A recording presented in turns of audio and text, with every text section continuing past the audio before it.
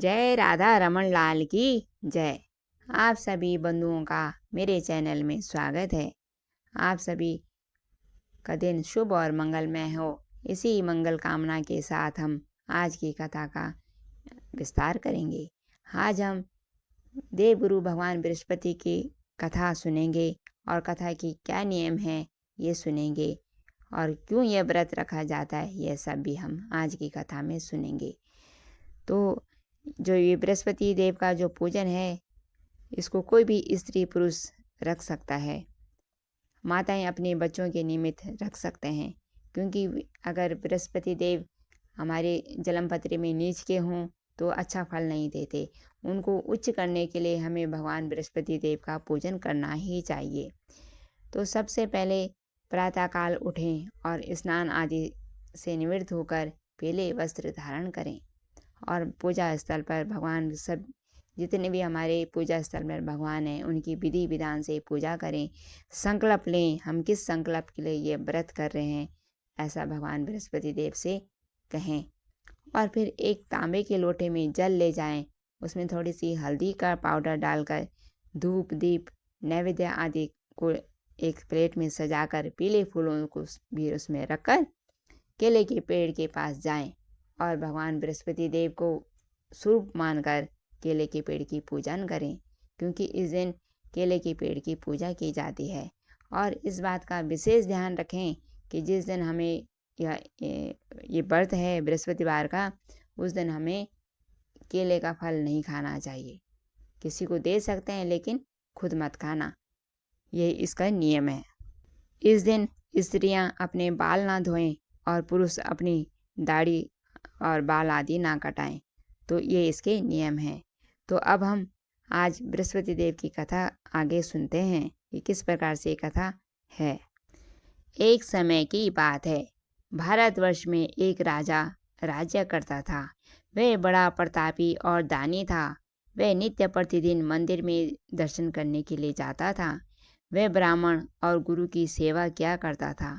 उसके दरवाजे से कोई भी निराश होकर नहीं लौटता था। वह प्रत्येक गुरुवार को व्रत रखता और पूजन किया करता था। हर दिन गरीबों की सहायता करता था, परंतु यह सब बातें उसकी पत्नी को अच्छी ना लगती। वह व्रत नहीं रखती थी और ना किसी को ही दान देती थी तथा राजा से भी ऐसा करने के लिए मना करती थी। एक समय की बात है, राजा तो शिकार खेलने के लिए वन में चला गया। घर पर रानी और उसकी दासी थी।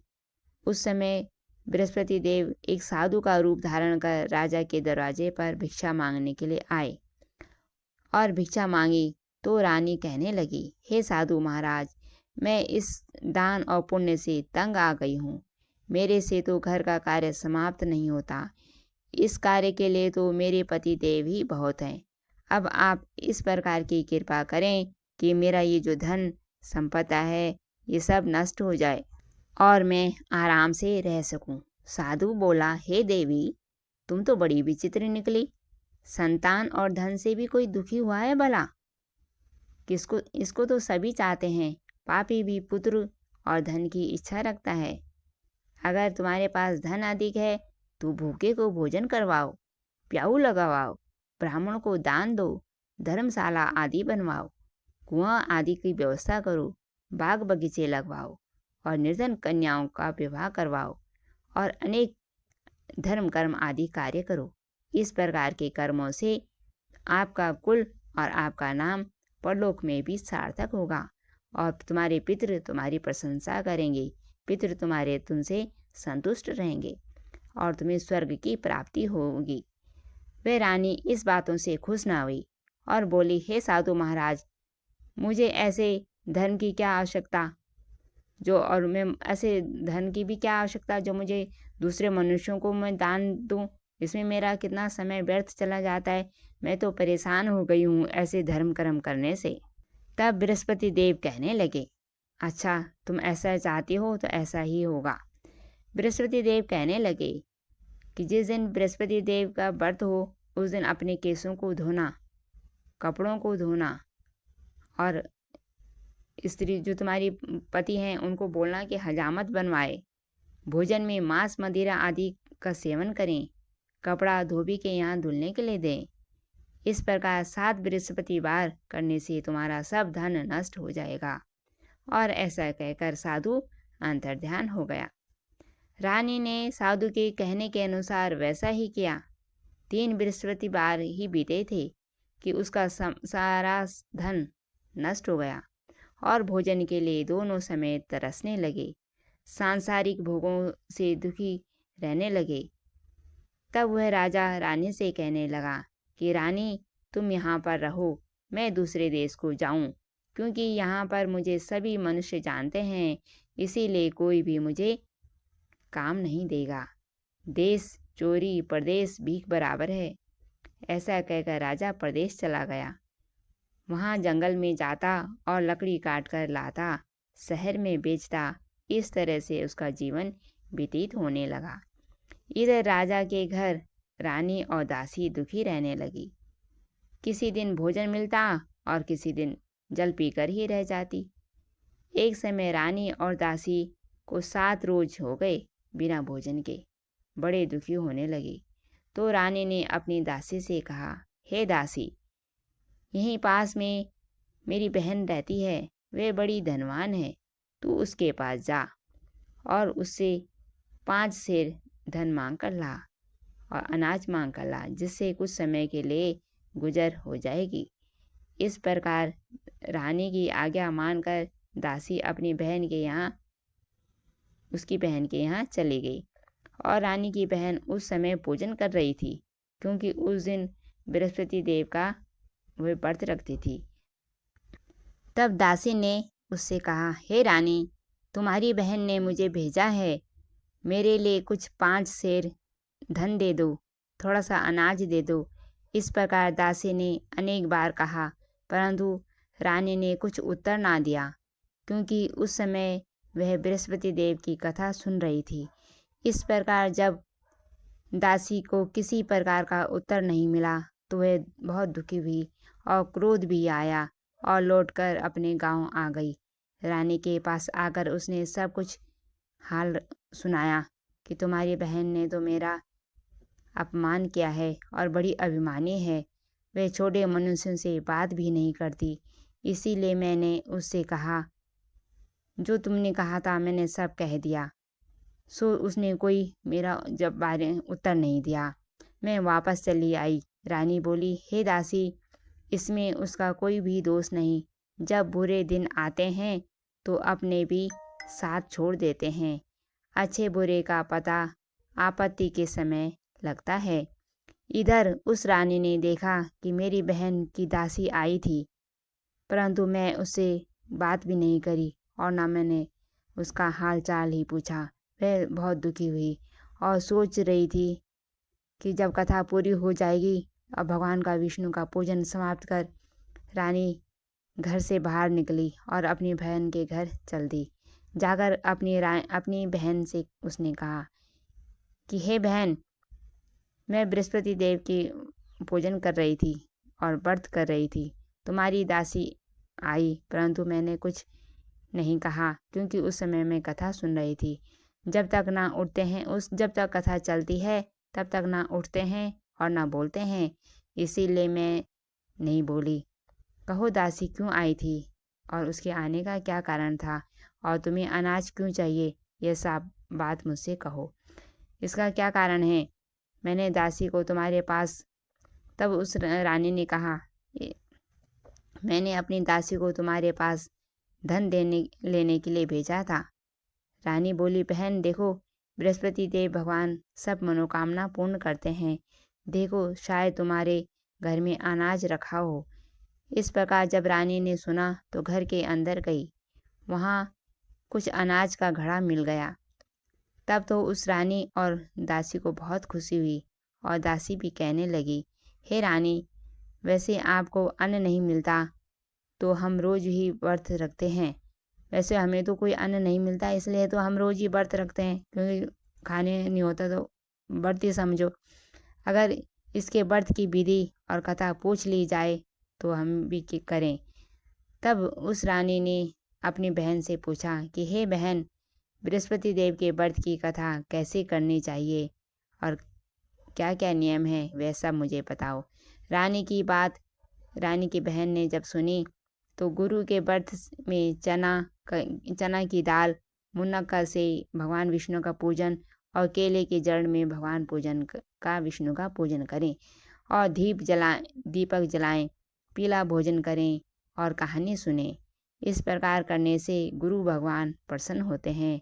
अन्न, धन, पुत्र सब कुछ देने में भगवान समर्थ हैं और मनोकामना पूरी करते हैं। इस प्रकार रानी और दासी दोनों ने निश्चय किया कि बृहस्पति देव भगवान का हम भी पूजन करेंगे। 7 रोज बाद जब बृहस्पति देव का व्रत आया तो उन्होंने व्रत रखा और गुड़शाला में जाकर चना, गुड़ आदि पीन कर लाई और चने की दाल से उसने केले के पेड़ की पूजा करी, भगवान विष्णु का पूजन किया। अब भोजन पीला कहाँ से आवे, तो बेचारी बड़ी दुखी हुई, परंतु उन्होंने व्रत किया था, इस कारण गुरु बृहस्पति देव भगवान प्रसन्न थे। 2 थाली में सुंदर पीला भोजन लेकर आए, भेष बदल कर आए और दासी से कहा, यह तुम्हारे और रानी के लिए भोजन है, तुम दोनों करना। दासी भोजन पाकर बड़ी प्रसन्न हुई। रानी से बोली, चलो रानी जी भोजन कर लो। रानी को इस विषय में कुछ भी पता नहीं था, इसीलिए वे दासी से बोली, तू तो भोजन कर, क्योंकि तू हमारी व्यर्थ में हंसी उड़ाती है। दासी बोली, एक महात्मा भोजन दे गया है। रानी कहने लगी, वह भोजन तेरे लिए ही लेके आया होगा, तू ही भोजन कर। दासी ने कहा, नहीं नहीं, वे 2 थाली लेकर आए हैं, एक मेरे लिए और एक आपके लिए, इसीलिए हम दोनों एक साथ भोजन करेंगे। इस प्रकार रानी और दासी दोनों ने गुरु भगवान को नमस्कार कर भोजन आरंभ किया। अब प्रत्येक बृहस्पतिवार को गुरु भगवान का व्रत और पूजन होने लगा। बृहस्पति देव भगवान की कृपा से फिर रानी और दासी के यहाँ धन हो गया। रानी फिर इसी प्रकार आलस्य करने लगी। तब उसकी दासी बोली, देखो रानी, तुम पहले इसी प्रकार से करती रही और भगवान की पूजा से तुम विमुख होते रही, आलस किया। अब गुरु भगवान की कृपा से धन मिला है, जब तक तुम्हें आलस्य होता है, बड़ी मुसीबतों के बाद तो हमें यह धन प्राप्त हुआ है, इसीलिए दान करना चाहिए। भूखे मनुष्यों को भोजन करवाओ, प्याऊ लगाओ, ब्राह्मणों को दान दो, कुआं, तालाब, बावड़ी आदि का निर्माण करो, मंदिर, पाठशाला आदि बनाओ, बहुत सारा धन का तुम दान करो, कुंवारी कन्याओं का विवाह कराओ, क्योंकि इतना धन उनके पास हो गया था। धन को शुभ कार्यों में खर्च करो, जिससे तुम्हारे कुल का यश बढ़े और स्वर्ग की प्राप्ति हो और पितृ तुम्हारे प्रसन्न होंगे। तब रानी ने इस प्रकार कर्म करना आरंभ कर दिया। ऐसी होती है दासी, उसने रानी की चिंता करी। मतलब इसलिए अपने जो सेवक हैं हमें बुद्धिमान रखने चाहिए।